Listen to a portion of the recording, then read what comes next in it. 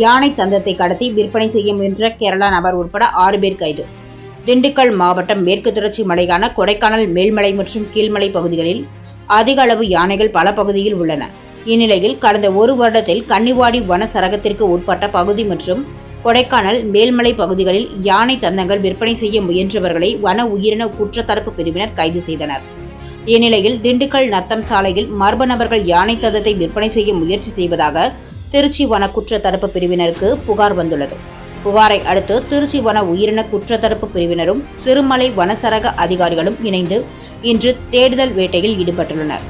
அப்போது கருப்பு நிற ஸ்கார்பியோ வாகனத்தில் சிறுமலை பிரிவு அருகே வந்த மர்ம நபர்களை பிடித்து விசாரணை செய்தபோது முன்னுக்கு பின் முரணாக பதில் கூறியுள்ளனர். வாகனத்தை சோதனை செய்த பொழுது வாகனத்தில் உடைந்த நிலையில் யானை தந்தம் ஒன்று இருந்துள்ளது. இதை பல லட்சம் ரூபாய்க்கு விற்பனை செய்வதற்காக கொண்டு வந்ததாக கூறப்படுகிறது.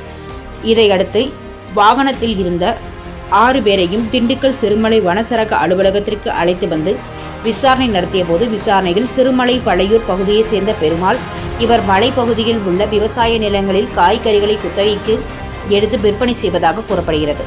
இந்நிலையில் கடந்த 6 மாதத்திற்கு முன்பு கன்னிவாடி வனசரகத்திற்கு உட்பட்ட பஞ்சுமலை சோலைக்காடு பகுதியில் உள்ள வனப்பகுதியில் யானை தந்தம் கண்டெடுத்ததாகவும் யானை தந்தத்தை விற்பனை செய்வதற்காக சிறுமலை பகுதியைச் சேர்ந்த ஜெயக்குமார் என்பவருடன் இணைந்து விற்பனைக்கு முயற்சி செய்துள்ளனர்.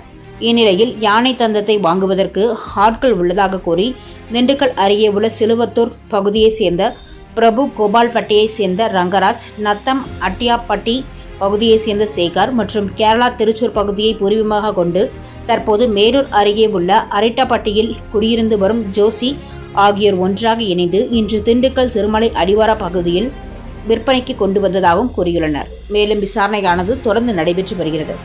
6 பேர் மட்டும்தான் தந்தம் விற்பனையில் உள்ளனரா, மேலும் முக்கிய புள்ளிகள் யாரும் தொடர்பில் உள்ளார்களா என்பது குறித்தும் விசாரணையானது நடைபெற்று வருகிறது.